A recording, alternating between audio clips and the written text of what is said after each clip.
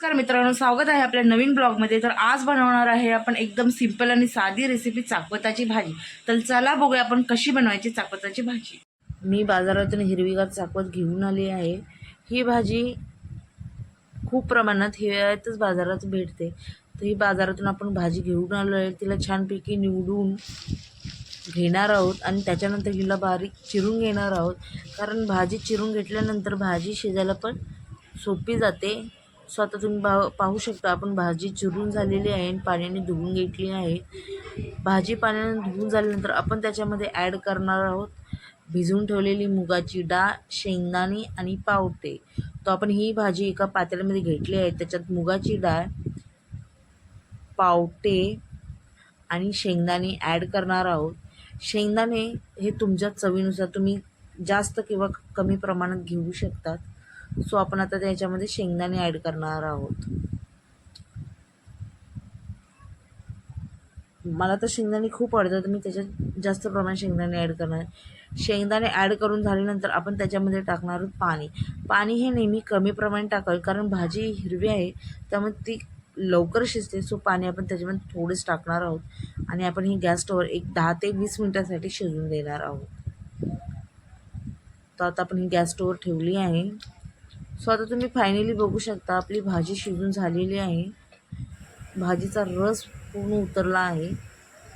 आता भाजी शिजून झाली आहे. आता आपण त्याला फोडणी देणार आहे. फोडणीसाठी आपण घेणार आहोत तुम्ही पाहू शकता, एक टमाटर, सुके खोबरे, जिरे, कोथिंबीर, 2 मिरच्या आणि लसूण. हे आपण साफ करून मिक्सरमध्ये बारीक करून घेणार आहोत. आता तुम्ही बघू शकता फायनली आपली पेस्ट तयार झालेली आहे. आता आणि त्याच्यामध्ये आपण ॲड करणार आहोत तिखट, मीठ आणि हळद. सो आता तुम्ही बघू शकता आपण गॅसवर एक पातेलं ठेवलेलं आहे.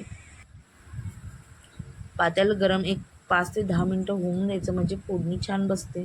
सो आता आपण त्याच्यामध्ये टाकणार आहोत 2 ते 3 पळी तेल. तेलाला चांगल्यापैकी गरम होऊन द्यायचं आणि त्याच्यामध्ये टाकणार आहोत आपण 2-3 चमचे मोहरी. मोहरीला चांगले भाजून द्यायची. त्यानंतर टाकणार आहोत आपण कढीपत्ता. कढीपत्ता आपला भाजला आहे. आता आपण त्याच्यामध्ये टाकणार आहे बारीक केलेला मसाला. बारीक केलेला टाकून त्याला आपण परतून घेणार आहोत तेलामध्ये.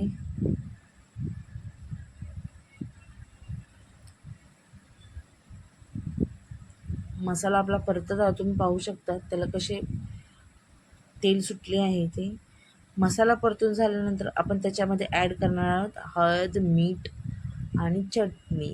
हे आपण प्रमाणात एका बाजूला काढून घेतलं. सो आपण त्याच्यामध्ये ॲड केलं. आता आपण मसाला भाजून घेऊ.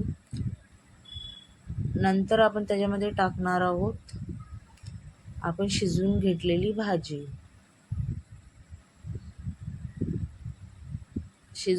आपण ॲड केली आहे. तिला पण आपण मिक्स करून घेऊ आणि थोडे पाणी ॲड करू, म्हणजे आपल्याला रस्सा पाहिजे असेल तर. सो आता आपण पाणी ॲड केलेले आहे.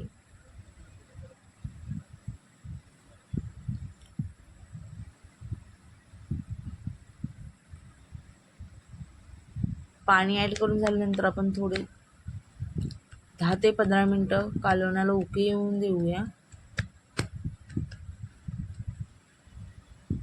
तुम्ही पाहू शकता आपल्या कालवणाला उकळी आली आहे.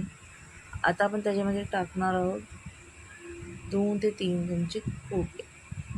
सो तुम्ही पाहू शकता आपली भाजी. आता आपल्या कालवणाला उकळी येऊन आपले कालवण रेडी आहे. खूप छान घमघमीत वास येत आहे. सो आज आपल्या रविवारच्या मेन्यूला आहे खूप सिंपल साधी ताट, भात, चपाती, चाकवताची भाजी आणि शापूची भाजी तोंडी लावण्यासाठी. ही आहे आज आपल्या मेन्यू. व्हिडिओ आवडला असेल तर नक्की लाईक करा, शेअर करा आणि कॉमेंट करा. तुम्हाला माहिती आहे